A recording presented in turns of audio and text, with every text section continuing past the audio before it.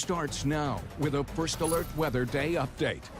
Now we start with Fox Carolina First Alert meteorologist Mark Johnson here for a look at your First Alert weather. And Mark, we saw some storms in our area that have since cleared out, but left us with some aftermath. We're talking power outages. A lot of power outages, in fact, over 40,000. Oh my goodness. Let's go ahead and take a look at this. We have the Duke Energy map up for you so you can see there's about 9,000 it looks like in our area, in the Greenville County area. And Mark, you were telling me Greenville, Anderson, and Spartanburg counties were hit the worst, right? Yes, it does look like that as far as the power outages go, and also the wind gusts. We had wind gusts over 60 miles per hour in many areas. As those thunderstorms moved through, that knocked the tree limbs and trees down, which caused these power outages. As we take a look at our local storm reports, you can see where some of those storm reports were from the thunderstorms that moved through our area. You see wind gusts of over 60 miles per hour at Clemson, 64 as I mentioned.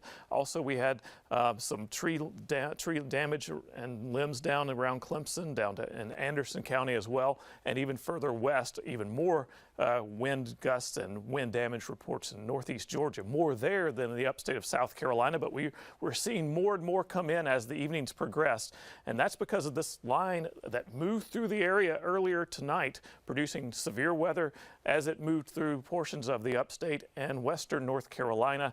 Western North Carolina storms were not quite as strong as they were here in the upstate, but thankfully this is moving out and we're going to see quiet weather as we go through the night tonight. As radar sweeps around the area, we're quiet and dry now across the upstate. But as we go into the morning hours, we're watching Sunday morning for another line of showers and thunderstorms to move through the area. Shouldn't be as strong as tonight's, but a few could be strong. So keep that in mind as we go into the early morning hours on Sunday. And the key time will be between 5 a.m. It's when they'll start to move into the mountains and western upstate.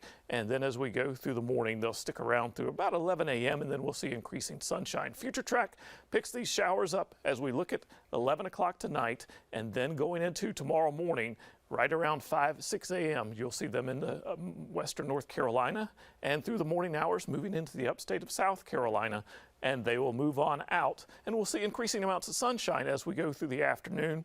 Temperatures will max out into the middle 80s. We'll talk more about our forecast when I come back in just a few minutes, but don't forget, when we're not on the air, you can get your forecast right at your fingertips by scanning the QR code and downloading the Fox Carolina First Alert Weather app. We were pushing those warnings to you throughout the night as those severe thunderstorms move through